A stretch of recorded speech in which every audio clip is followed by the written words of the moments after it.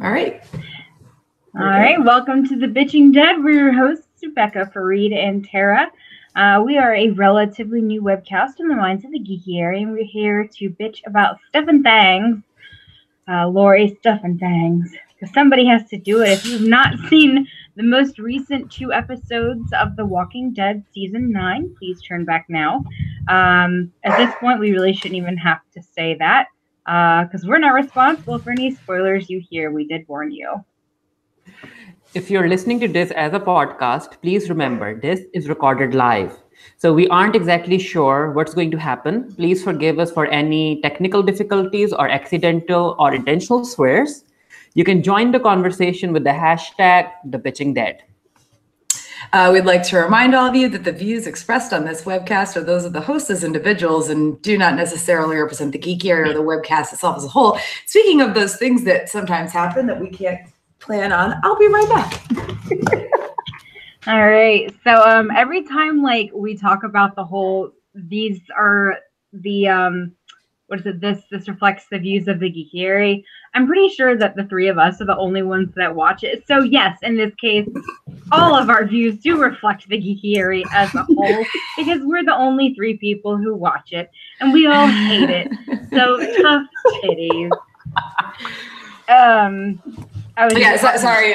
My dog was like barking, and I still don't know why. She's just in the back room. I think she's trying to tease one of the cats. She gets like that sometimes. So I just had to make sure she wasn't doing anything really untoward. I'm pretty sure that like when I created the document for this last week, I was sober, but I don't remember writing blah, blah, blah. This show is never going to end. But like that had to have been me. So no, because I didn't even look at it until today. So yeah, the news portion of our discussion begins with me saying for some reason that I don't remember blah, blah, blah. The show is never going to end.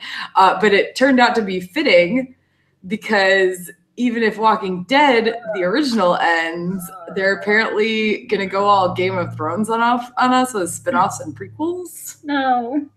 Because, like, I literally had just messaged Tara and Farid because we have, like, a chat for the group. And I said, because, like, I was trying to think of, like, what to be scary for Halloween. I was like, I should be 9 extra seasons of The Walking Dead. And it was like I was just saying to myself that we could be crowded, like, because we were talking about like stuff to do for like graphics and for this Halloween. And I said we should all be crowded around a TV set or scrolling through the news, and it says The Walking Dead renewed for 10 more seasons, and cut to all of us just screaming. And then Farid goes and sends me this thing about the multi-generational universe for The Walking Dead. Oh no. And like apparently it's not just TV shows, and I think someone needs to like give Scott Gimple the message that these are comics, and they have been comics, and they still are comics. Like, has he forgotten about that? Because he like the quote, I'm pretty sure it was from him in the article, was like, they're going to create this whole world and it's going to be more than just TV. And I'm like, dude, it already is and has been. It's in Telltale Games, and yeah, I mean, it's already a game. It's already a comic book series. It's already has 2 TV shows. Like, what more does Scott Gimple want? I'm looking at it right now. Maybe an animated series, perhaps. Because, like, he didn't. No, it wasn't Scott Gimple. Wait, no, here we go. Oh, yeah. We have a bunch of new different things in mind. Gimple teased of the cool new Walking Dead stuff. By the way, this is in quotations because this is bullshit. I'm tired of the Walking Dead merchandise. I'm sorry. I am tired of it. Don't at me. Or you can at me. I don't give a fuck. You know what's going to happen?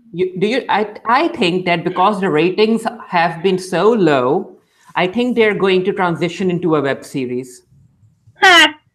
And maybe that's what Scott Gimple was like. We need, we need a different format. Maybe it will be a web series. What if the best thing for this franchise would be to kill it off mid-season for no fucking reason? Just do that. Just Scott Gimple, if you're listening to us, 1, I hate you, and 2, he's gonna turn up missing one day, and they're gonna be like, that Bekah girl, she's the main one. It all started with Beth Green died. All right, that's my mention about Beth for this episode. But yeah, no, like he must be stopped. He is short, closer to the ground, closer to Satan, and he is not gonna stop. Like Farid. whenever like I was reading this article and it was like Scott Gimple, chief content creator, I was like, oh, little whale man. Oh man. Listen, I don't know. I don't really remember why Bekah and I started calling Scott Gimple Little Whale Man, but it had something to do with that song, because we were singing the weep for yourself, my man, you'll never be what is in your heart. Weep, little lion man, you're not as brave as you were at the start. That's where it started from. But instead of we were drunk. Instead of lion man, it was whale man, and that's where it started from. Ooh, because you were like, it looks like a whale. So then we turned it into a song.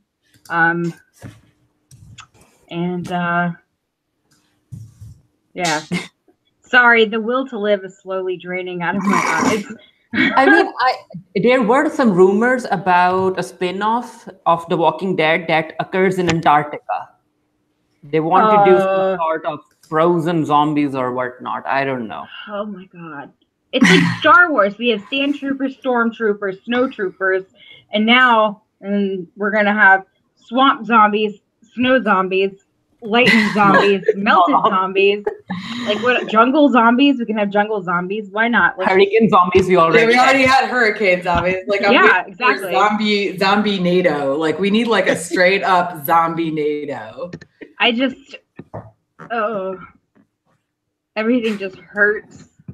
I think about it, and I'm just like, it's like a everything hurts and nothing is good. No, we're dead. We're survived, but we're dead.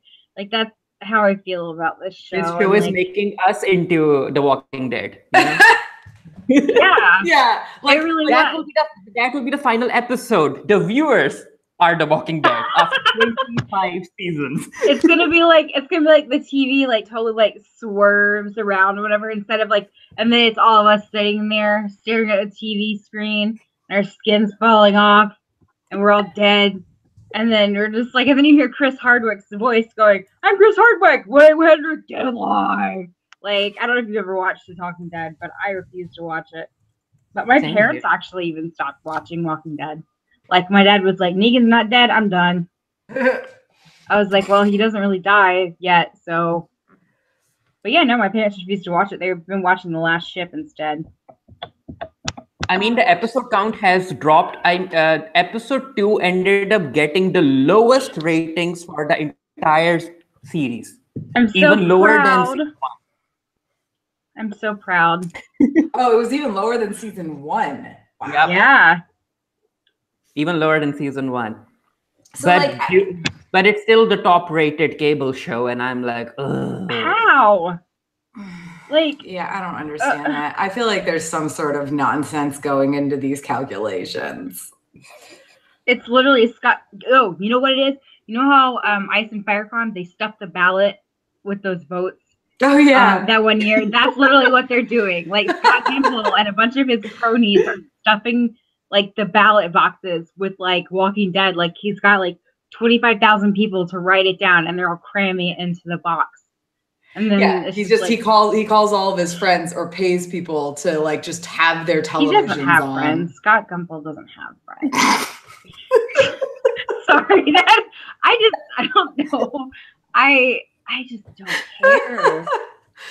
And I'm really mean tonight. That's fine though. I'm sure that you know what, it's fine. It's fine. He's never gonna see this. Scott Gimple, I hate you, and you're small and weird looking. And you have big ears. Bekah, don't underestimate short people and whether or not they watch what the Geekery does. I mean, hello. Wow. Oh that my is God, very. Oh my gosh. Wait, was the guy the awful guy from Teen Wolf, is he short? Yeah. Director guy? He's quite short. Oh, he pays attention to us. Uh-oh. Oh my fine. God! Just imagine Jeff Davis, Scott Gimple, like sitting together and just watching. Those damn people at the geeky area. We're literally just like 3 exhausted. I was about to say 20 somethings, but I was like, no, Tara's in her 50s.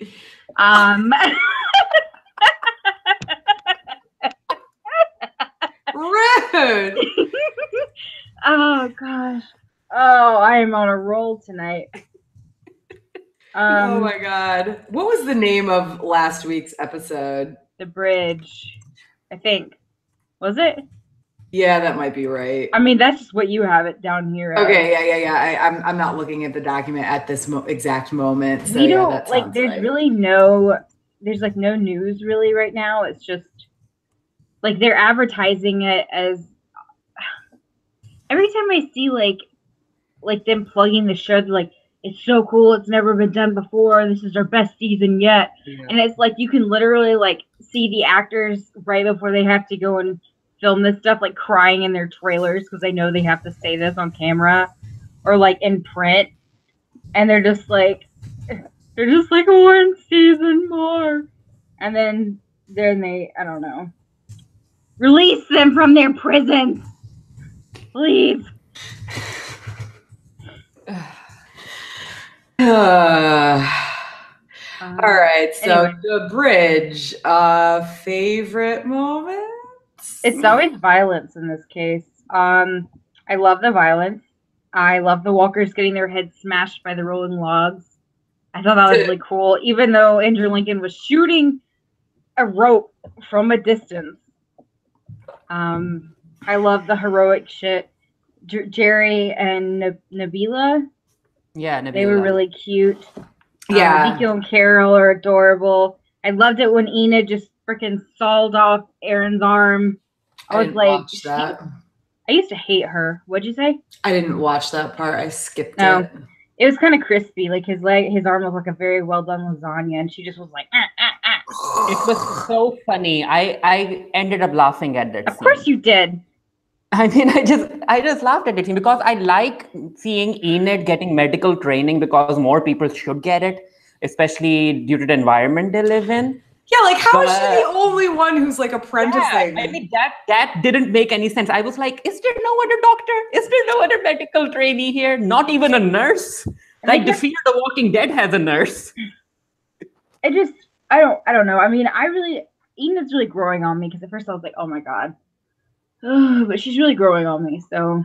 It's just because she's also a singer, like the actress who played Beth Green. Oh. Wait, what? She's also a singer? Yeah, her, I think, new single came out last week or it's coming out next week. I picture her having like a really like soulful voice. And if I'm wrong about that, I'll be really disappointed. So I probably never should listen to her music. I will listen to it for you and I'll tell you whether or not you're wrong. Also, coming to Enid cutting off Aaron's arm, like she had the book open with all of the pictures, and I was like, "Yep, that's exactly how you amputate an arm and do surgery. Have the book open." I mean, what else are you gonna do?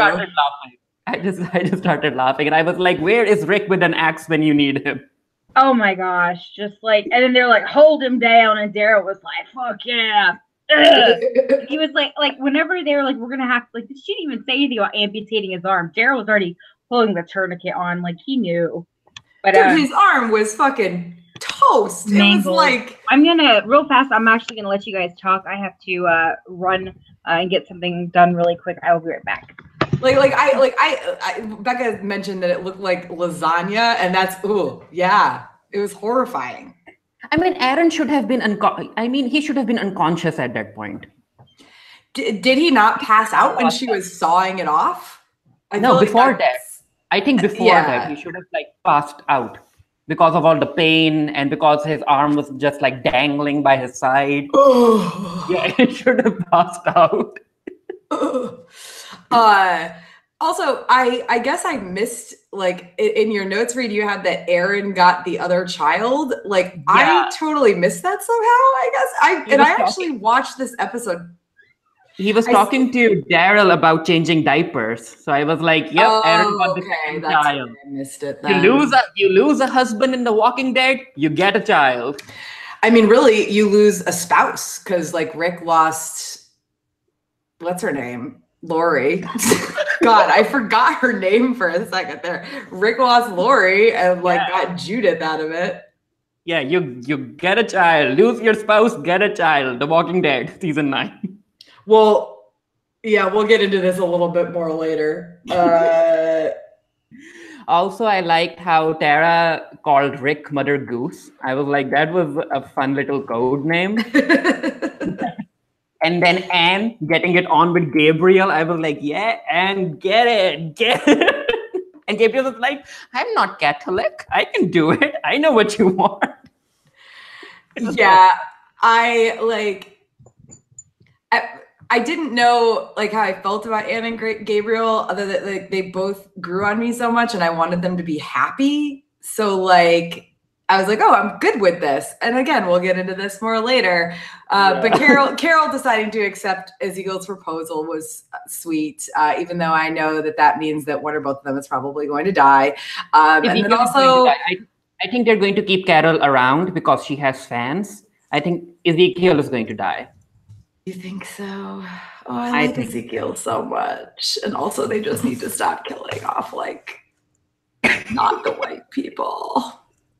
Yeah. But like, what the fuck is wrong with me that like all of my favorite moments in this series right now revolve around relationships? Like, I mean, the show isn't giving us anything else, you know? Yeah, that's true. I mean, that's what I feel like. A lot of showrunners complain about viewers only being invested in shipping and relationships and not the storytelling. And I'm like, it's because the storytelling isn't even good. That's why a lot of the viewers like gravitate towards relationships. You aren't giving us anything story-wise. And the characters that we have been with like for years are the only ones we got. So that's why we are more interested in the characters. Because the plot is just this show should have ended like 5 seasons ago. Yeah, like so Bekah messaged me, she'll be back in a minute. But so I mean, and her least favorite moment, honestly, I feel like she needs to save her least favorite moment from this episode until we get into discussing the next episode. So I think this is actually kind of a perfect time for her to have wandered off. But yeah, the the entire episode was just story time with like Uncle Rick, or like at some point in our chat or something, I called him like Mother Goose Rick or whatever, and just what the fuck ever. But you're calling it like Rick's position. Yeah, and I'm which like, is also A++. Like, yeah. I hated it. I hated him just sitting there telling Negan a story, and I was like, I don't care for it. It's Rick's supposition. It's just it's lazy storytelling. I'm not invested in any of it. What's this? What are you doing? Yeah, I do like the Rick's position. So it appears that my spot has been taken. Oh, by your dog? Yes, Splendid is the newest member of the Bitching Dead. Yeah, well, that's... All right, up. Go over there. Go. Ah! All right. Sorry about that, y'all. No, it's okay. So I said like we should touch on your least favorite moment from this episode later. Let me go down to it. I guess it doesn't matter. I guess you can say it now, but you can't say anything other than what you actually wrote. I'm going to talk about it later then. Okay.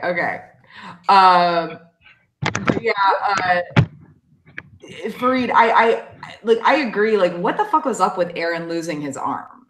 I mean, that's whatever. What's the showrunner's name? Angela Kang? Something? Angela Kang. Yeah, she did an interview like 4 or 5 days ago, and she was like, after this episode aired like last week, and she was like, we had to like the writers' room were discussing like which character was going to lose their arm, because if you guys aren't familiar, Rick actually loses his hand in the comic books. So the writers were discussing which character they will choose for their hand or arm to be chopped off, and the writers ended up selecting Aaron. And the justification that Angela did was that making Aaron lose his arm is going to give them more opportunity to write better storylines for him. And I was like, you guys are kind of using disability like as a storytelling gimmick. I don't like it. Yeah. Like, why does Aaron has to lose his arm to be fleshed out further as a character? It doesn't make any sense. It felt bad. And it's not like... No, go ahead, Becca. Go on. I was going to say, it's not like it's a character who comes in as already having a disability. And, like, for example, Wendell. Was it Wendell from Fear the Walking Dead? He was in a wheelchair already. Yeah. You know, and so, like, he had learned to adapt to it already. You know, and that was... And they didn't use his disability or his differently able body really as, like, a plot point so much, other than to have those killer things on the back of his wheelchair, you know, that spiked the zombie. Like, that's different than specifically disabling a character just to give them a better storyline. That's really lazy, and that's also really shitty. So, well, I mean, and the other thing is, like, it's not something that they haven't done before, but like with Herschel, at least he got bit. So like, it was like a plot point in that, like, okay, yes, a person can survive a bite if you amputate fast enough. Yep. I'm not even saying that was great, but like I don't really feel like they ever made Herschel losing, you know, that part of his leg, like as it wasn't ever like part of his character. And I mean, it happened in the comics too. So just I just have really ick feelings about where they're gonna go with him not having his legs. Yeah, I have a theory about it. I'll talk about it in the theory section. Wait, with him not having his legs, you mean with Aaron not having an arm? With Aaron not having an arm. Okay, like sorry. What they're going to do about him with him. Okay, Tara said something about him not having his legs, and I was like, what? Okay. Who, Aaron? No. Aaron just lost his arm. I was talking about Herschel. Okay. I was like, okay, so yeah, I'm not supposed to talk about my favorite, my least favorite part. I mean, just the episode itself was not super, but like that was because I have every time I watch, I have a stream of consciousness going where I'm typing everything down. So, and really that's because I was kind of like, and I'll talk about it a little bit later because it's not just that I wrote. There's a little bit more to it than that, but that was just like my stream of consciousness. I mean, this show has ended up being like a background noise show for me. Like I had the episode on a portion of my screen and I was like doing other work while it was playing. Like I'm not even invested enough to like give my full attention to this show. Yeah, I actually watched last week's episode twice because I forgot 90% of what happened in it. So like I think it was Thursday night, maybe I watched it again, just like knowing I wouldn't have time over the weekend. And like, then like last night's episode, I was like, ugh, I'm never ever watching this episode more than once. It's so bad. Anyway, so yeah, least favorite moments, like theories. I'm gonna say it. I'm gonna say it. So I'm just gonna say it now. All right, so we got 3 interracial couples. That means someone or more than someone gonna die. Yeah, like it's the law of the land. You cannot have more than one interracial couple, or more than one gay couple, or more than one happy couple. You know, I don't know if Nabila and Jerry are a thing. I think they are. They are, and you know, but it's not the classic. They're also not main characters. Right. Honestly. And I kind of feel like Jerry is one of those like background characters that like people go riot if they kill him. So yeah, he's great. Like I love Nabila. And Nabila, like she's like background, but like the one time she did something, she was fucking amazing. So yeah, exactly. And I know, sorry, that sounds bad. I don't mean the one time she did something. The one time they wrote her doing something. I'm sure she is, you know, a great part of the community, whatever. But like the one time you actually saw her doing something, she was badass as fuck. So yeah, but I mean, like we've got Anne and Gabriel, we've got Rook and Michonne, we have Ezekiel and Carol. Yeah, and I mean that's just kind of. And then Jerry and Nabila in the background. Jerry and Nabila in the background, yeah. I guess Jerry's what, Polynesian, Samoan? Samoan. And then Nabila is from the Middle East, I would assume. I would not assume anything. Well, but yes. Not going to assume, but yeah. So she's a POC. She's a WOC. So she's a person of color. She's not part of the classic, you know, black and white stereotype interracial romance that they tend to go through with these in these shows over and over again. I mean, and there's nothing wrong with it. Like that's totally fine. Like because you know everybody comes together, everybody loves who they love, but it's just like I don't know. It just spells trouble because we all know, you know, and we also know every time they introduce a new Black character, that means somebody else is going to die. And to be fair, they've been better about that lately, like the past couple seasons, you know, but like that doesn't mean much. Like the history is there. So you're always just waiting for the other shoe to drop. Yeah. Well, I mean, if we go along with the comics, like I can think of several characters who are about to bite it, theoretically. But we won't go there because that's really sad. Let's see who survives. So theories, y'all continue because I said the thing that's probably going to get the most from people. I mean, mine is stupid. Mine is stupid. Like, because my like I should have edited this, but I didn't. So like.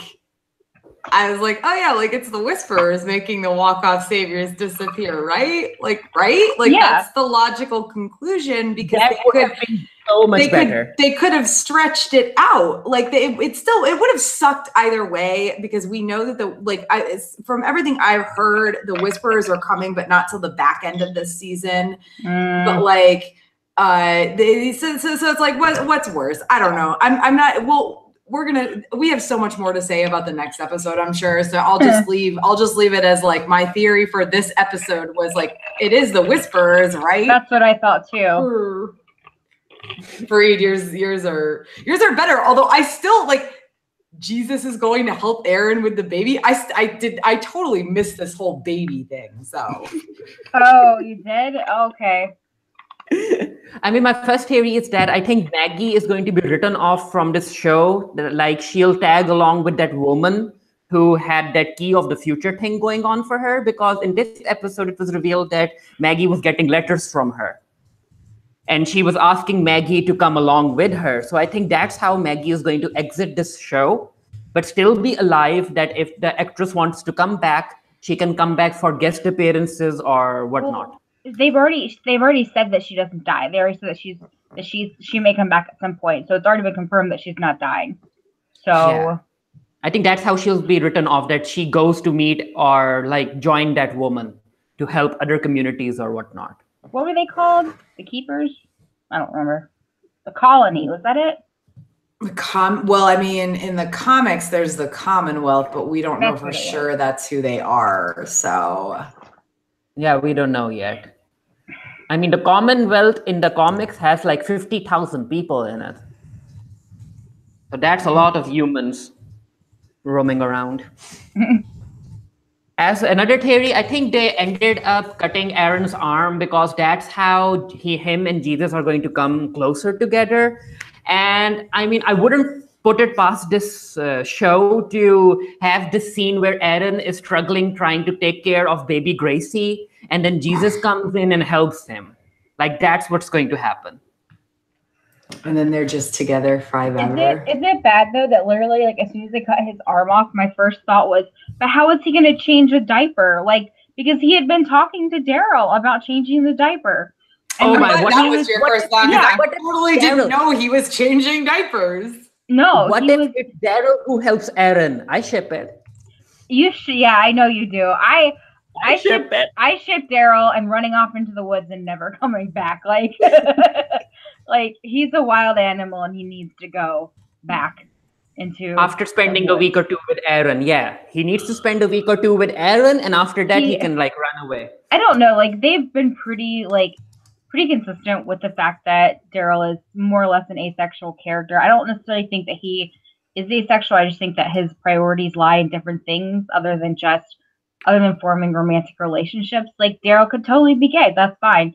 But I think that everybody's like, oh, I want Daryl to get to somebody. And the fact that they still have never made that happen. No, I just want him to help Aaron change Gracie's diaper because that's what they both were talking about. Write a fic about it, Farid. Yeah, because Aaron was like, Daryl, you will be a great father one day. Yeah, you did say that. No, it's like, Beth. Dad, I missed all of that. It's always about Beth. It's always about Beth. Beth. It's always going to come back to that. I was added to a group. Oh, no. About Beth Green. And recently, and I'm like, cool. I get to relive some of my. How many years ago was that? Was that 2014? Yeah, it was. No, it was December of 2014. Yeah, I think. Yeah, it was. It was it was the end of 2014. Yeah, it was. No, because I remember being like, because I remember I was going to do Zombie Beth for my first ever convention, and I did Zombie Beth Green.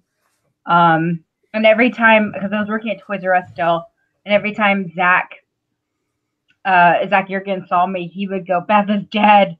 Beth is dead. And I was like, Okay, but anyway, back to other gripes and WTF moments.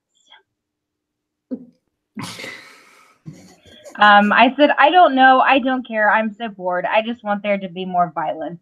I'm tired of storytelling. Please just have Phoenix cut everyone's hands off. More violence. Yes. Oh my God. Let's do it. I am for it. Make this happen, Scott Gimple. If you did this, I will not forgive you, but still do it anyway. Enid just goes crazy and she just ends up cutting everyone off. Okay, great. I mean, I'd watch it. You know what we should do? We should have a spin-off. One with Enid, one with Carol. Where Carol kills everybody. Sequels, we're just getting started. While you comic readers, no, that's not right. Wait, what? I was gonna quote your our Game of Thrones version of your welcome, but it doesn't work because the comics are like so far ahead of the show. So yeah. Enid just has that medical book open and she just goes through all of the surgeries on people. Well, like the thing is though, is that sometimes. You know, I mean, I'm sure that Sadiq has not gotten a chance to teach her how to amputate a limb. Like, this is, like, and yeah, everybody's like, oh, it's so funny. She's got a book in front of her. But, like, this is how she knows what to do. And, like, honestly, Enid's really growing on me, which means that she's going to die. It worked. That's what surprised me, that it worked. Like, that's how surgery goes, I guess. It looked like she had a butter knife, too, by the way. Did you see that knife? She was just like, I'm just going to make some toast. And cut off an arm, like really. But yeah, no, I just wanted there to be more violence, honestly, with that episode. Yeah. As for me, I couldn't get over the sign saying the future.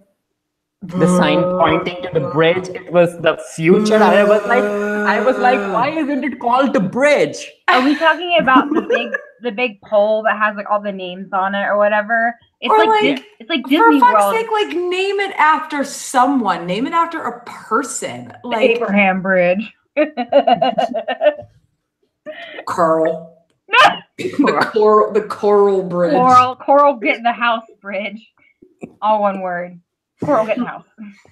And also, I like Rosita as a character, but I don't know what the heck she was wearing in this episode. Her active wear. I don't know if I couldn't figure out if they were pajamas. She was building a bridge in her activewear. My activewear. I'm building a bridge in my activewear. I hated it. I was like, Rosita, what are you wearing? It was rough. Like whenever she turned around, I was like, that booty though. And then I was like, oh, wait a second. What is this? And they were really clean too. I'm building a bridge in my activewear. Have you seen that video, Farid? Yeah. Okay, good. Oh gosh. Yeah. And then there was the entire Daryl and Aaron. Like I said, it was stupid. Like, why didn't Daryl or anyone else have a walkie-talkie that they could be warned that the herd was moving their way? Like, yeah, because Aaron that's how they wrote it. Because of course they wouldn't give one of their few walkie-talkies to just that whole like scene where like Rick is on a walkie-talkie with Tara, maybe. Yes, Tara. Mother and like she's like, Rick, I gotta talk to you. Rick, I gotta talk to you. He's like, but wait, hold on, I gotta. And he's like talking to fucking Savior with the good hair over there. Alden. Savior with the good hair. Good hair. All right, Beyonce. I didn't even know what I was doing until I did it, and I love it. The Savior with the good hair. He's the Taylor Swift.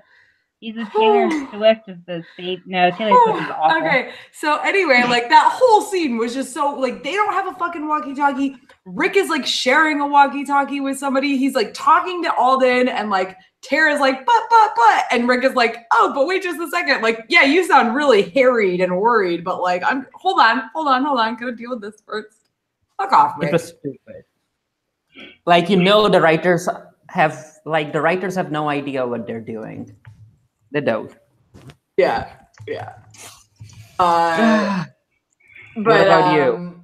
So for me, this isn't even, I don't even know if this is bad enough to be like a least favorite moment, but Jesus Christ, the boring fucking shit with Maggie and like the drunk dude who attacked her was boring. It was just boring. Didn't think it was boring. I actually kind of liked it. Okay, so I wrote this like I wrote my notes right after I saw it the first time. When I watched it the second time, I got the parallels they were trying to not even parallels, but that they were reminding her of her dad. Yeah. A lot and everything, but like it was still just like when they do shit like this, it's like it could be fine, but then they draw it out and it's not, and it's boring. So that, and like my last thought about that episode was, LOL, did they really bring Zach McGowan in just to kill him? Yep. 2 episodes. P.S. They did. Yeah, they did. No, he was in 3. He was in 3 as a body. Oh yeah, he was. He was in 3. So 3 episodes. He needed to collect that paycheck. Seriously, after they fired him from the 100 or whatever, King Rowan. Yeah, he needed a paycheck. I low-key just wanted them to like have him like rise up from the dead, but like wearing the Asgata crown and like have the scars on his face. But I knew, yeah, like Rowan. I knew that would be. Because I'm sorry, y'all, but you're gonna pry The Walking Dead and the 100 crossover from my cold dead hands, because I'm not gonna give that up. It's gonna stay with me forever. I mean, Alicia is still alive, so there's that. I won't even tell you the kind of crossovers in my head I've written about that. It involves never mind. No, I'm sure it involves Beth still being alive. Actually, it doesn't. But thanks for that, Tara. Shocked. So last night's episode, since my last whatever gripe moment was like they really brought this actor in just to kill him. Like he was like this savior. I just feel like he's worth more than that. Last night's episode was called Warning Signs. You know why it was called Warning Signs? Because they started the episode with the walker walking all over a bunch of warning signs. No, it's a final warning. It was final warning.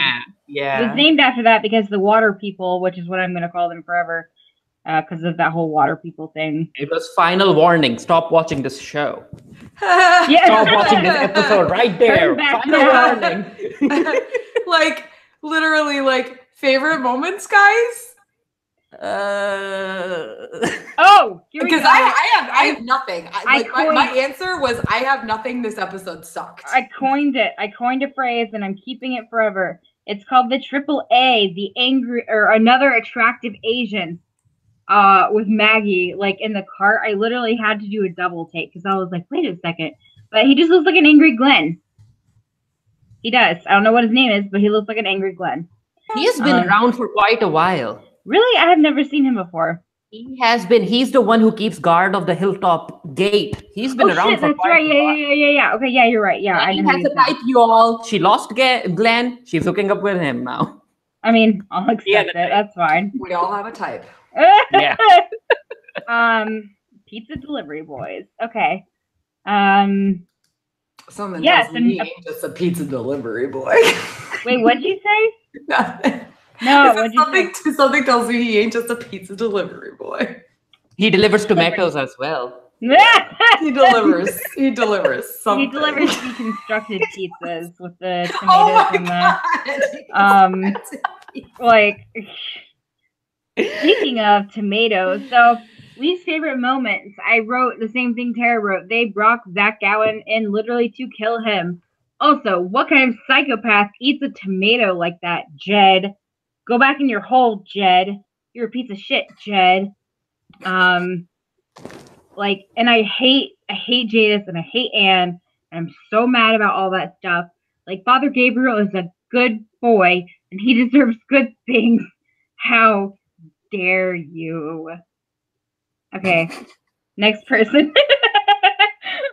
I mean, I couldn't get over Rick wanting Michonne to have a baby just because he had a conversation. I forgot about that. Just because he had a conversation with Negan in the previous episode. Negan was like, you have no one. And Rick was like, Michonne, let's make a baby.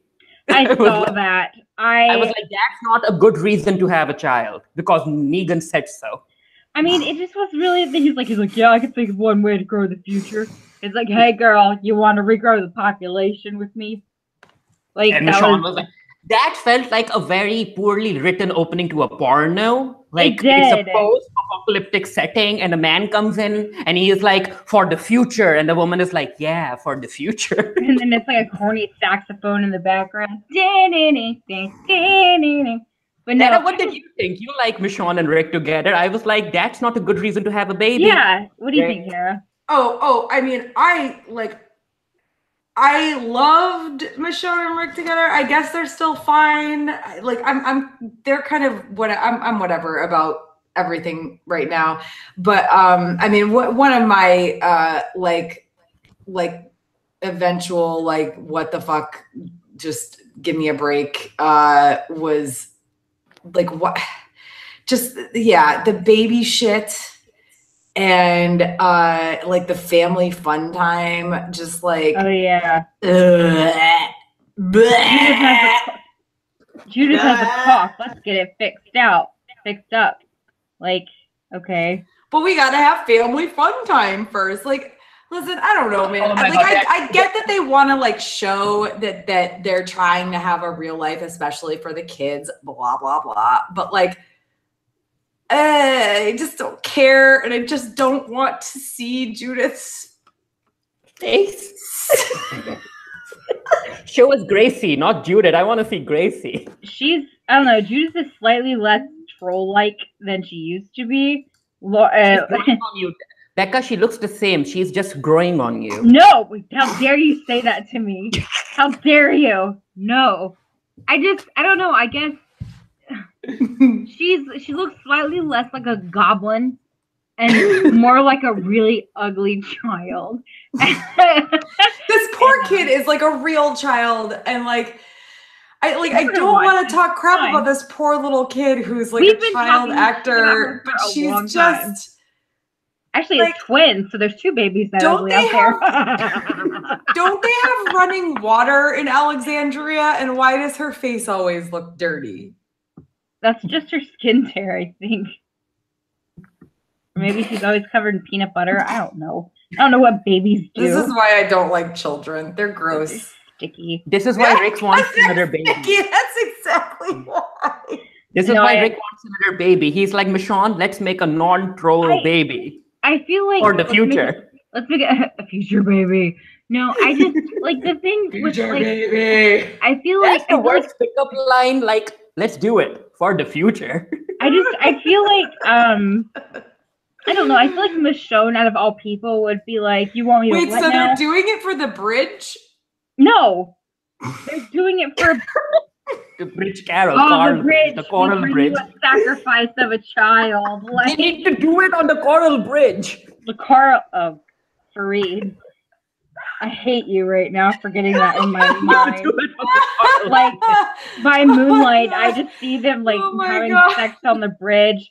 And then, like, the moon peeks over the thing and the bridge lights on fire. I am satisfied with this sacrifice. And then everybody wakes up and it's a horrible nightmare. I don't know. I feel like Michonne would not want to have a baby in the climate right now. But I don't know. Maybe they feel like they're safe. I don't know. The whole like, yeah, this is sexy, let's make a baby was just, I don't know, that just grosses me out. But like I am not the person that anybody should ask about this. Biscuit, what do you call it? What do you call it? Baby batter, baby biscuit batter. What was it? Baby syrup? No, it was Abraham said something, right? It was Abraham that said something about baby bisquick or whatever it was. Baby syrup. What the fuck? Just feed him that syrup.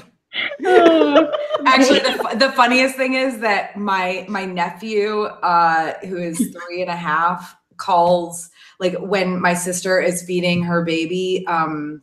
She wasn't able to nurse for very long, so she's feeding her like formula now. And my nephew is like, "Oh, are you feeding the baby sugar?" We're like, "Yes, no, that's exactly what it is. It's sugar and water." Did you guys know that apparently you can make methamphetamine with whatever's in baby formula? Why are we having this conversation? I don't know, but I learned about this last night.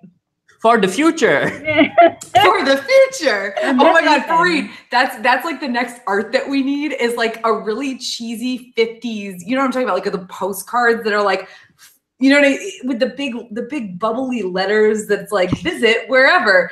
But in this case, it would be for the future. Weather is here. We're beautiful. For the future. Yeah.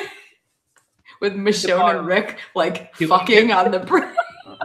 Yes, please do that. I will wear that as a t-shirt. I would too. Oh my gosh. Oh, okay. So the full moon out there. Okay, I'm sorry, I'm done. So Rick's full moon or the real full moon, Bekah? Ooh. Hey, both of them are probably never sticky? Mind. Sticky, yes, they're both sticky. What is wrong with you? So my least favorite moment, just to get this out of the way so we can keep talking about more fun things, was for real, all this time it was fucking Oceanside people taking and killing the saviors. Like, give me a fucking break.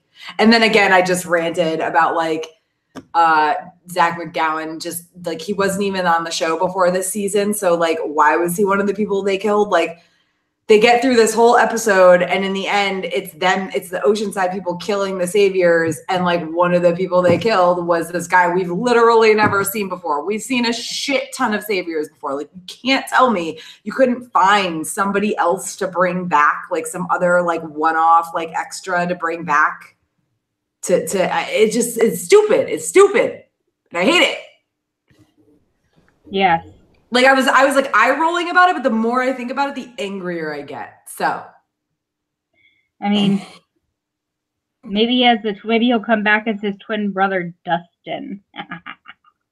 Maybe Zach wanted, like, he had a favor to repay on the show. Maybe, who knows? I mean, that Maybe he makes just sense. wanted to be on the show. What's Maybe. the guy? What's the showrunner's name from the 100? Isn't he a dick too? Jason Rothenberg. Yeah, so maybe like they're all BFFs, him and Scott Gimple. And oh my god, they sit around and think about how to ruin our lives. Is he short too? Oh my Yeah. god, I'm looking him up. What's his name? Jason. Jason Rothenberg. Yeah, is he in the group? Like He's sitting like- on the. I think he actually might be taller. I think he's like 6'1" or so, but I don't know how I know that. But you know, it's funny because I actually just published my interview that I did with Jessica Harmon, who plays Nyla, who's a queer character on the 100, and she was saying like how she didn't think it was fair that how people treated Jason after Alexa died, and I'm sitting there just like really. So I can't be too harsh right now because I love Jessica Harmon. But yeah, find out how tall he is because that would be really great. Yeah, I tried looking it up and I got nothing. But Yeah, I mean, I feel like I've seen him with other actors from the show, and I mean, anyway, okay. So theories. We've gotten down to the theories. We've got the A's and we've got the B's. And I mean, what I think is the A and B, because do you remember whenever they first, there's been a theme of the word A throughout the seasons. Like, for example, they have A painted on one of the sides of the terminus things. You have A painted on the side of the railroad car that they lock Rick in whenever they first bring him into the trash people. So I think the A must mean alpha. And I think that B must mean beta. So it's the only thing I can think of. The alphas would be people who are leadership, who are going to be more productive, who are going to be able to, you know, who are more than just a pair of hands. And then beta are going to be like the rest. They're going to be the slaves. They're going to be the manual labor. They're going to be the stock, I suppose. You know, it's like the other people, yeah, because, you know, you're going to have, I mean, that's the way I can think of it. And obviously Jadis/Anne has been working with them from the beginning. You know, she's been bringing them people. She's been bringing them A's from the beginning. So, you know, and that's like, I'll be shocked. Mad. I'll be shocked if this community or whatever they are that's asking for A and B's, I will be shocked if that goes all the way back to Terminus. Like, no fucking way did this. No fucking way did this show. No. But like that's what people. I'm not saying you're saying that, but like people are trying to like connect the dots. I'm like, no fucking way did this go back to season 4. These people are not that smart. No. I'm saying that Terminus had a relationship with the people who were asking for A's and B's as well. Oh, I don't think they did. I don't think the show writers are that smart. Wow. Maybe they picked up on that plot line and that's why they're working on it now. Maybe. I think they're just I think they're just I mean they are trying to connect the dots to make it seem like they had it planned all along. But I mean, that's what they're going to do. It's obvious though that like Jadis, that like these people have a helicopter. They have the means to, you know, and so she's been, I can't tell exactly if she has been playing along this whole time and she's just going along with them just to get Rick, or I'm kind of confused about this whole thing. It's kind of muddled for me. I think that she was actually trying to be part of what they have going on, but this thing with the saviors and the fact that they like blamed her and nobody except for Gabriel stuck up for her. Why would they have blamed her to begin with though? Because the saviors killed all of the trash people. Oh, that's right. Yeah. Well, and I mean, I think that she hasn't ever really felt like she belongs, you know, and so this was just another like nail in that coffin. However, I do think it was like a real fucking like fast about face, because she's like, even with this whole thing going on with the saviors, like they've still, this whole like set of communities has things pretty fucking good. Yeah. So like, why would you immediately like run back to your trash heap and try to contact these people who like, you know, like you don't know what they have. They tell you what they have, but you don't know that they're telling the truth. I mean, is this in the comics? No. And honestly, I can't even believe I'm fucking talking about this. Or I think that should be. I think that's like the theme of me watching The Walking Dead. I can't even fucking believe I'm caring about, or not even caring about, but talking about this right now. But like, I kept saying like, I'm not gonna think about this. I'm not gonna think about this. Like, I'm sure if I tried and thought about it, I could come up with some shit about the whole A and B thing and who all these people Jadis are talking to, but I don't want to try it. I don't want to think about it. And then I gave in and I thought about it. And like, if the whole A and B stuff is referring to people, which it like, or if it's referring to people, which it is, but it doesn't have anything to do with the Whisperers, that's fucking dumb.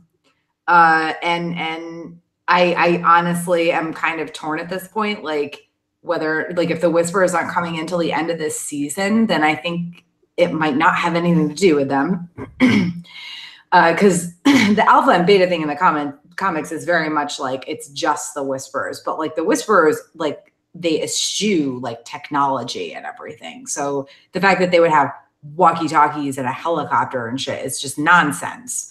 So unless they're making some sort of weird combination of like a, you know, society that still has this technology and the Whisperers, then it probably has nothing to do with them. But it's also not hard to figure out that the A and B thing, like you said, it refers to the quality of people. But like, the thing is like, if they're labeling people like that, there's no way that whether someone is labeled an A or a B, there's no way just because someone is labeled an A that they're going to be like brought in to be a leader. Like, especially given that Gabriel's, you know, response to Anne was the thing that made her think, oh, well, you're like stalwart. You have fucking balls, I guess. I didn't expect this of you. So you're actually maybe not a B.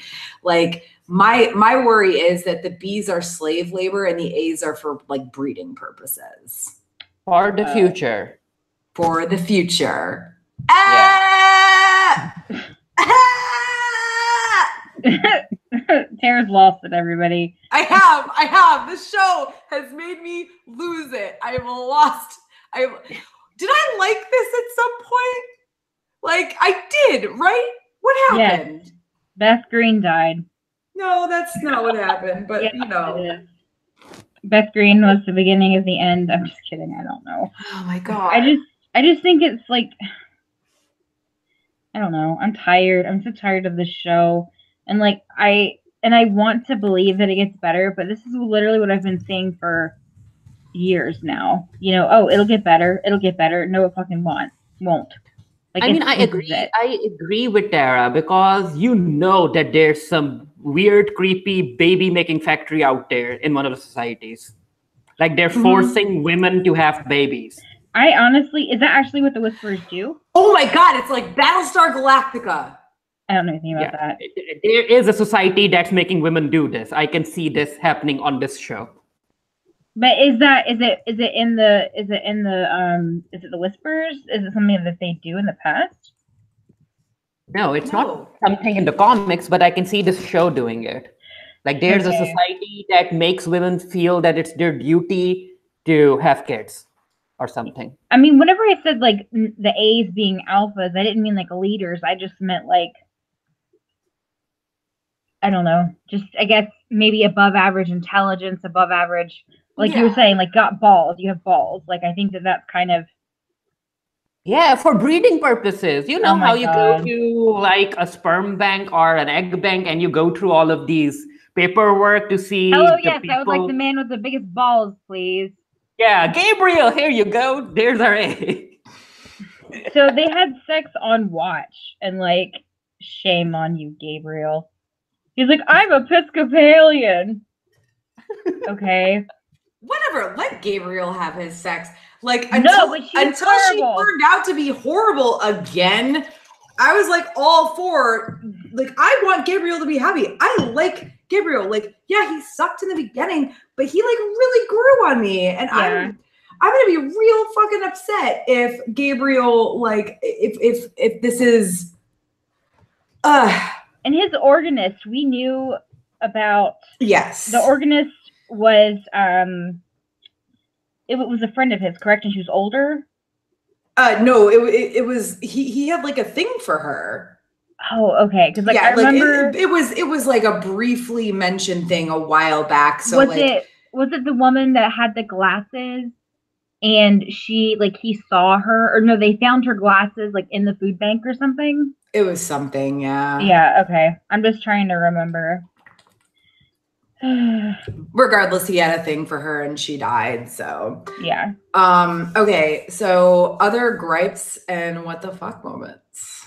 So this is something that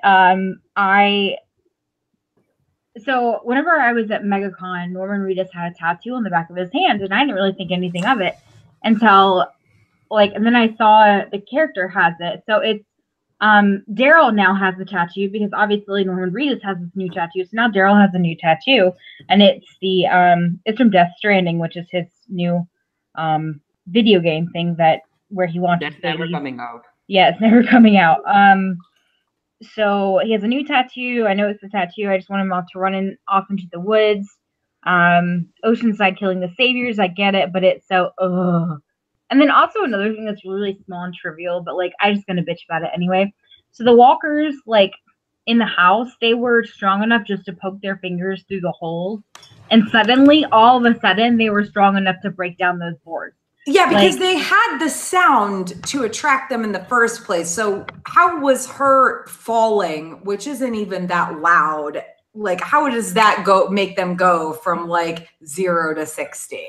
I don't know if it's because they knew it was something to eat and thus were more motivated, but they're not that smart. You know, No, walkers they can't see and they can't smell, I don't think. Oh, so it's like I could be wrong about that, but think about it. Like all the times we see them, it's always like, well, I say they can't see like somebody that's kind of moving slowly like they do. Because they hide themselves in groups of walkers, not just the Whisperers, but like in the show they've done this.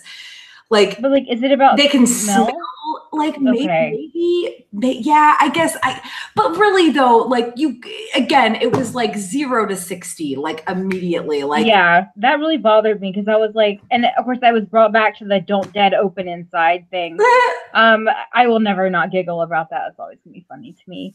But yes, like that was really like it just the whole tomatoes thing, and then the boards, them suddenly strong enough to break the boards down. And then of course Maggie and Daryl just walking away from them. Like at this point, I don't care. I don't really care for Rick anymore. I'm tired of him.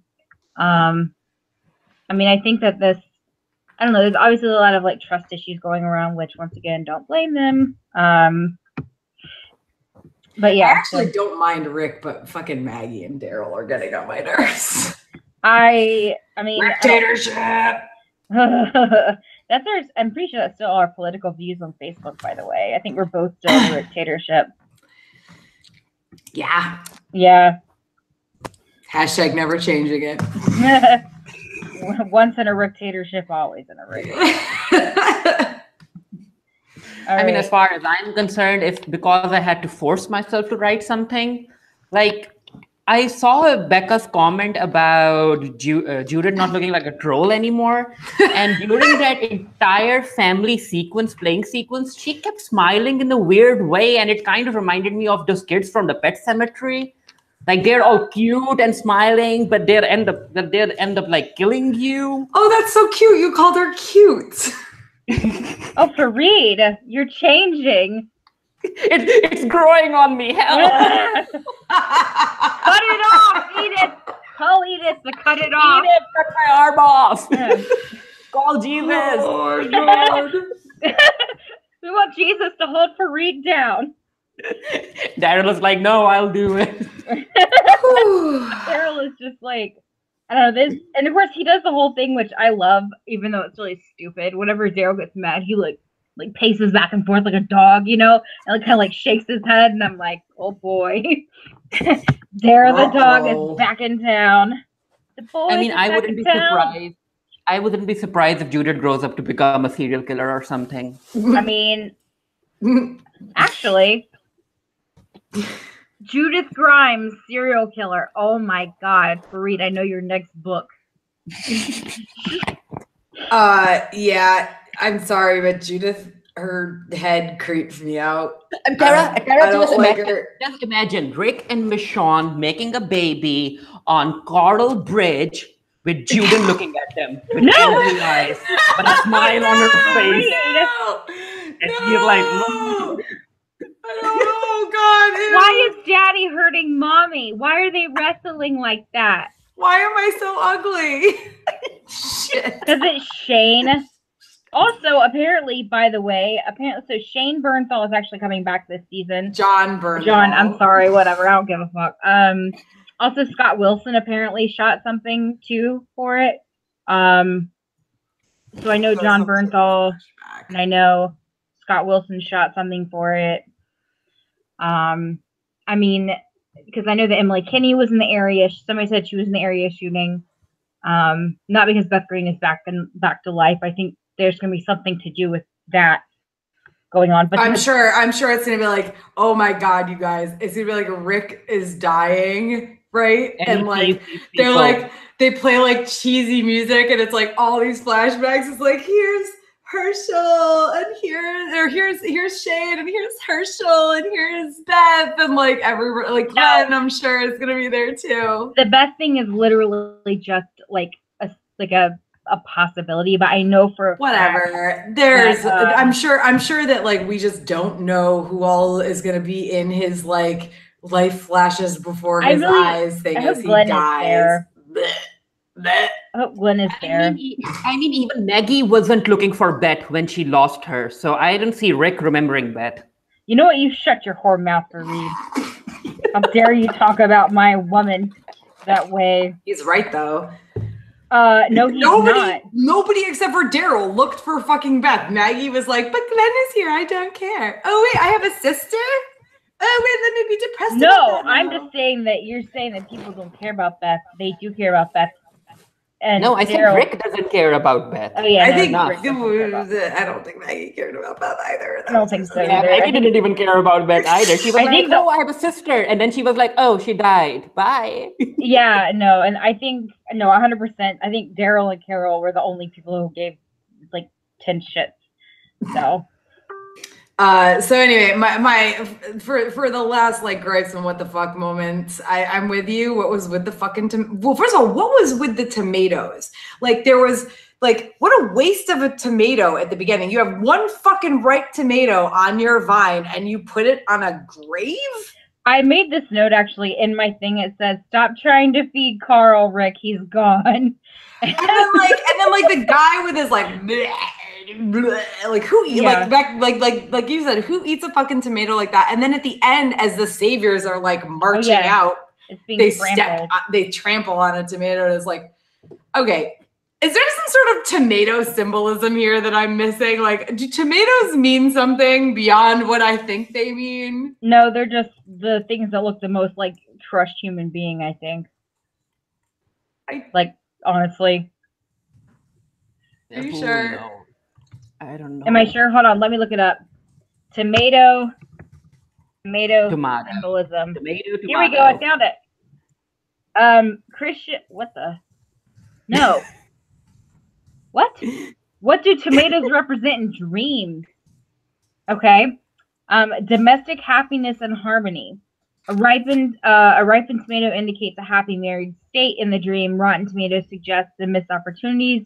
Romantic. To dream you're eating tomatoes foretells good health. So maybe that's what they were going so tomatoes represent good things, and they're ruining all the tomatoes. They're putting them on graves and eating them weird and stepping on them. Okay. I mean, like we used to eat them like in the garden, but like not like that. Like you don't eat them like a fucking apple. No. Yeah. So yeah, other than that, like we already talked about me like being whatever about the making babies talk and the family fun time, and like fuck Jadis. I'm not even calling her Anne right now. Fuck No. Jadis. Like, I'm so you don't angry. fuck with my Gabriel. I'm so angry. Like, if Gabriel dies because of her, Poor That's Gabriel. I'm gonna 20% riot. Not fully riot. Just She will type in all caps on Twitter, and then at the actress that plays Jadis. Like, no, I'm not that bad. Come on. I mean, I don't know. Like Gabriel, poor dumb Gabriel. Like he was blind, and he's just trying to do his best, and he's very trusting and very gentle, like a child. And I don't know. I just it makes me really sad, like because I used to hate Gabriel so much, but then Jesus came, and I hate Jesus even more. Jesus does nothing. I am so like, Jesus, do something. How does he even still exist on the show? Barely. He kicked zombies in the head, remember?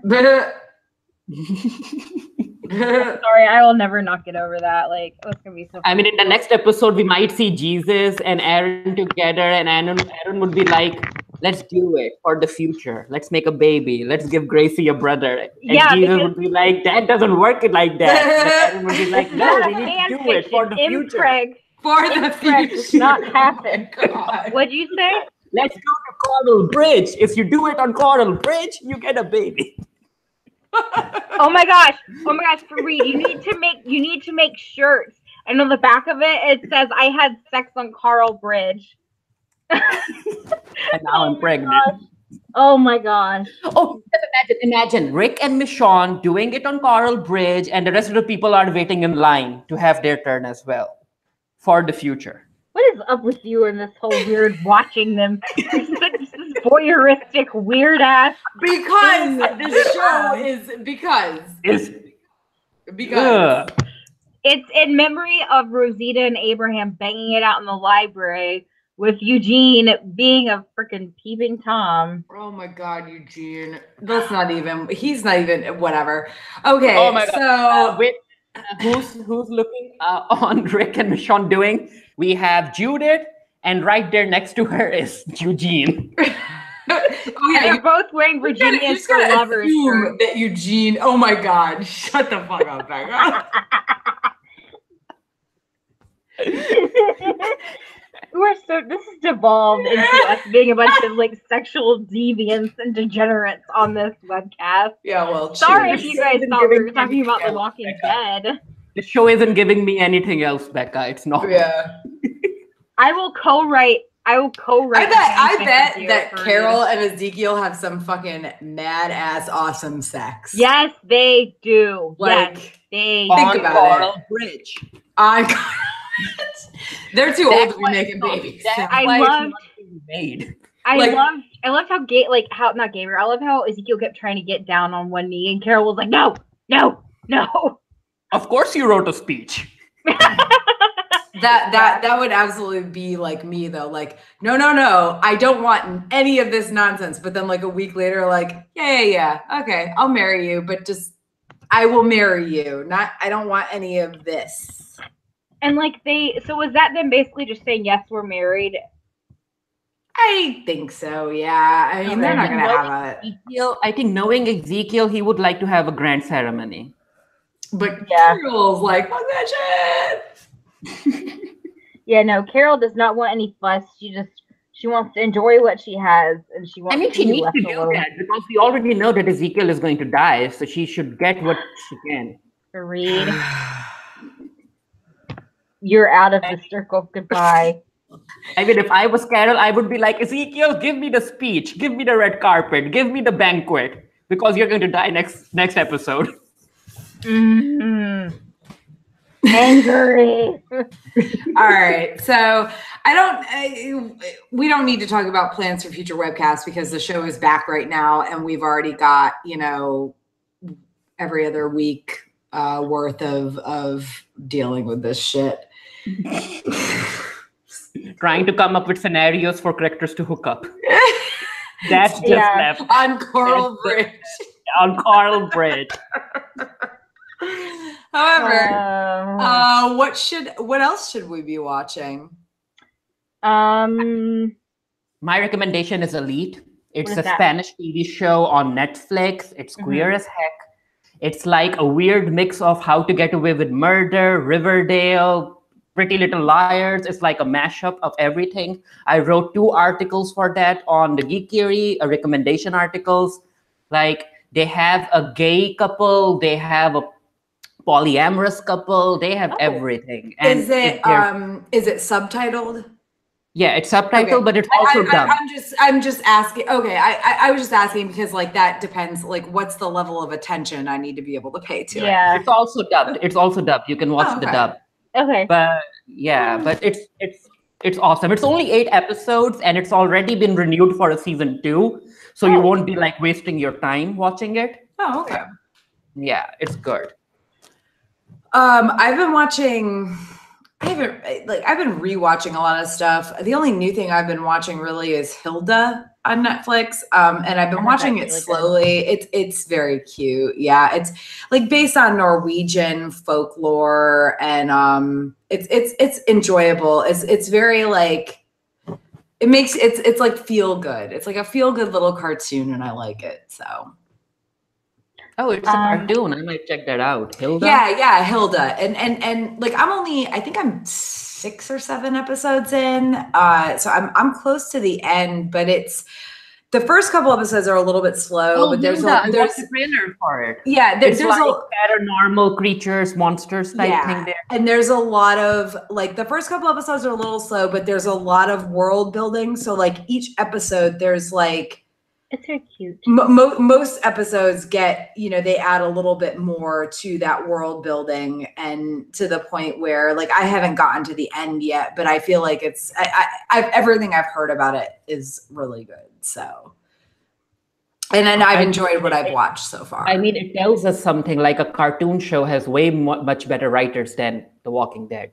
I mean, honestly, like most of the better stuff I've been watching has been animated stuff like Gravity Falls, Steven Universe, Star vs. the Forces of Evil, Over the Garden Wall, Troll Hunters. Like it's oh my god, Troll Hunters is amazing. I haven't seen Troll Hunters. I started it, but like it's the age of regular sitcoms is kind of beginning to grow towards the animated thing, the age of animation, I think. But so it is Halloween time. Watch some spooky stuff. I've been watching American Horror Story. I don't recommend it though because it's very disturbing. Now, however, The Chilling Adventures of Sabrina comes out on Friday on Netflix. Watch that. It is based on a comic book. It's kind of similar to Sabrina the Teenage Witch, but it's not the same thing. Yeah, they're worshiping Satan in it. It's very dark. It's it does have the actresses, I believe, who played the sisters in the original Sabrina the Teenage Witch. But it's about really? Yeah, I believe so. Oh. But it's about a young woman. I think she's like 15 or 16 maybe, and she has to like make a choice between being a dark witch and being a good witch. But it looks really, really good. Like it looks really dark. Another good one is Stand Against Evil. It's got John C. McGinley in it. It's shot in Atlanta. It's about this old man who was originally the constable, the sheriff of this really small town, and his wife used to protect the town and keep the demons away, but she died. So now, like, he's having to take on the role with his daughter. And it's got some questionable, like, language because he's a crotchety old man. Also recommend Travelers. Not a scary show, but it's got 2 seasons. It's got the guy who played Desmond in Lost. I don't remember his name. Anyway, it's also really good. It's got 2 seasons. I think it's actually coming up for a 3rd. But I recommend that. Is that the show where the actor from Will and Grace is in? Yeah. Wait. Will hold on. And Grace, right? The actor from Will and Grace. Which one? Will or Will. I don't remember. I'm so bad with actor names. I'm looking right now. Hold on. Yeah. Eric McCormack. Eric McCormack. Yes, Eric McCormack. He plays an FBI agent. He's like the main character in Travelers. Yes, and basically Travelers is about these people from the future have seen the destruction of Earth, and so they travel back in time to prevent it. And, for the future. For the future. But my partner turned me onto the show and suggested that I watch it, so I started watching it, and I kind of fell off a little bit, but then started rewatching it again. It's pretty good. It's got Mackenzie Porter in it. It's got Jared Abrahams. It's a good. Anyway, so that's my recommendations. All right. What we're doing this month, the same thing I was doing 2 weeks ago. I've got like a cosplay photo shoot day and like Halloween thing going on the 27th, this coming Saturday. This says wrapping up final edits on my first draft of my book. They're done. So I'm just trying to hopefully raise some money to actually send it to my book coach / editor. So check out my Patreon. It's patreon.com/ageeksaga. Yeah, that's it. I don't have anything I'm doing. I'm gonna try to do NaNoWriMo in November, but I'm probably just gonna have to take a hiatus from reading a lot of stuff because I've got a lot of health issues going on, and until I get those under control, all results from the wreck. I'll probably just have to, take a break from writing and for the future. For the future. Well, I mean, I'll be doing this with you guys. But... Well, yeah, I mean, and also like NaNoWriMo, dude, I've thought about it, and the more I think about it, the more I'm like, I'm just gonna do what I did last year and make it my goal to write every day. Yeah, that's what to write every day. and like not write a new story, a new novel, whatever, just write every day and not write whatever it is. Like it's like over 1,000 words. God, yeah. I don't have fucking time for that. But like just write something every day. Cause like last year, that's what I did. And I made it to like a couple days before Thanksgiving before I fucking assed out. So yeah. I haven't been able to like do a lot of writing because my memory and my vocabulary aren't really what they used to be. And I've been having a lot of trouble focusing. So I just feel like it's probably, best of me just to keep, because I'm really upset that I haven't been able to write as much as I used to. Yeah, dude, I haven't written an article for the Geek Years since July or the beginning of August. It's well, no, I'm not talking about that. I'm talking about just writing for myself. Oh yeah. And writing creatively and, going back to building worlds and stuff like that. And but speaking of writing, one of us actually has been, because Farid is a fucking machine. Yeah, so I have a new book coming out. I talked about it in the previous webcast. I showed you guys a cover. So we finally have a release date. It's coming out on November 2nd this year. Yay! And yeah, it has the entire paranormal shifter vampire thing going on. It also has magic, and because it's me, there's murder, there's violence, there's mystery. Say no more. It will come out on November 2nd. It's titled A Fated Bond. Just Google it and it'll show up. It's being published by 9 Star Press. So yeah, I'm excited for it. Awesome. Is it really gay too? It's very gay. Yeah! Yes. My favorite. Oh, actually, you know what? I have to give just and I know that the author is never going to watch this, but I have to give a quick shout out. When I was at Dragon Con this year, I was on 2 panels with this wonderful, wonderful woman, C.D. Lee. And she has written 2, soon to be 3 novels that are part of a series. They're superhero novels. The first one is called Not Your Sidekick. The second one is called Not Your Villain. And the third one is called Not Your Baby Daddy. Yeah. No, it's oh my gosh, what is it? I can't remember what the third one is called, but it's coming out, I think, in December. I just have to say, the 2 panels I was on with this woman, one was called Dystopias of Change, and the other one was called Friend Zone, and it was about platonic relationships in like post-apocalyptic stories. Her novels are like post-apocalyptic and superhero, and they're YA, which isn't usually my shtick, but like her main character is bisexual. And there's a lesbian character. There is a transgender character. I'm sorry, I'm terrible with the language I'm supposed to use now, but like there's one of the other like kind of main-ish characters is a transgender character. And actually he is the main character in the second book, Not Your Villain. But like, I'll be real. There are a lot of editing issues in these books. The tense stuff bothers me, but the characters are amazing. The story is amazing. The world building is great.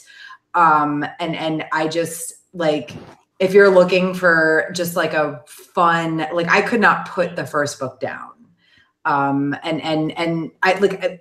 I would not have ever known about these books if I had not been on panels with C.B. Lee at Dragon Con. And she was just intelligent and well-spoken and just not just talking about her own characters, but talking about other people's works. It just like inspired me to just, I need to read her books. And I'm very, very glad that I met her and that I did, buy these and start reading them because they are very, very good. And also she is Asian American and her main character is Asian American. And I think one of the best friends of her main character is Hispanic, and the other one is African American, like Creole. So it's like very diverse, set of characters in these books. It's like I said, there might be some issues with the editing, and that's me being a picky asshole. But like as a whole, like the characters and the story and everything are good. So I'll add a link to that. Yeah, please do, because like I again, and the author is a doll. She's won like some awards for LGBTQA. I've been drinking fiction. But yeah. No. So yeah, they're very, very good, and actually they are also post-apocalyptic. So there's that too. And I actually forgot about this, or I didn't really, well, not forget about it, but I finally met my holy grail author on Saturday, and his name is Soman Chainani. He's a gay Indian American man living in New York, and he has a series. He wrote The School for Good and Evil. So I met him, got a chance to ask him a lot about writing, which is really cool, like separate off to the side. Got a selfie with him. He signed my books. His 5th book is coming out. They're actually working on a major motion picture now for it. It'll be coming out in 2020. And we actually talked about LGBT characters, and he was a really cool guy. So I also recommend The School for Good and Evil. I'm actually going to be reading all of them and then doing a review on the series itself as a whole, because it tackles transgender characters. It tackles breaking the stigma of toxic male masculinity, and toxic masculinity, and then like relationships with friends. And he recommended that I read Conversations with Friends, so that's what I'm going to do. Hopefully reading a little bit will help. But yeah, so he's really cool. His name is Soman Chainani. Yeah. All right. I think that's it. It's almost 9:30. Like we're good. If we keep this under an hour and a half, I feel like we're good. Yeah. And most of that was just like yelling about Judith being a troll baby. Okay. We also have Coral Bridge. For the future. We didn't mention this earlier, but we do actually have some more designs that Farid has done. A really cute one. We have one of Carol with cookies. I don't think that any of that's going to go up. I don't know if that's going up on our Redbubble. But I'll try, because there are some copyright issues I have to work. Okay. All right. Yeah. So we have Carol serving bitching dead cookies. We also have one of a zombie drinking a bottle of wine. A swamp zombie. I think maybe there might be something else coming up for Halloween, but I'm not sure. Yeah, Rick and Michonne doing it on Coral Bridge. No. Yes. Oh my God. You know me. That's Becca. coming, y'all. I was Coming. okay, well, I was saying like That's what he said. oh my God, this is what I deal with. No, I thought we were doing like all of us dressed up. What is that? I did this. Yeah, The that's one- that's the swamp zombie. Yeah, with the bottle of wine. I love how it says XXX. I think it does. Does it say XXX or does it say wine? Yeah, it's just XXX. And this is the Oh. Carol one. I'll try. Yeah, that's the I'll Carol try one. Put them up. I know we talked about having us all dressed up as walkers at one point too, but I don't know exactly. Hopefully we'll get some Christmas stuff too. That'll be awesome. Maybe, I don't know. Or maybe we'll just have a giant picture of Michonne and Rick fucking on a bridge that you guys can For the purchase. future! For the future! For the future! That's our new tagline. All right, so I am Bekah, along with Farid and Tara. Thank you again for watching and joining us while we bitch about stuff and things with the Bitching Dead. Please follow the Bitching Dead and the Geeky Area on Twitter, and now the Bitching Dead also has a page on Facebook. Remember, we are a free webcast run off of donations from viewers like you. So thank you so much for contributing and helping our host site, the Geeky Area. We will see y'all in a couple of weeks. For the future. For the future. Hashtag for the future.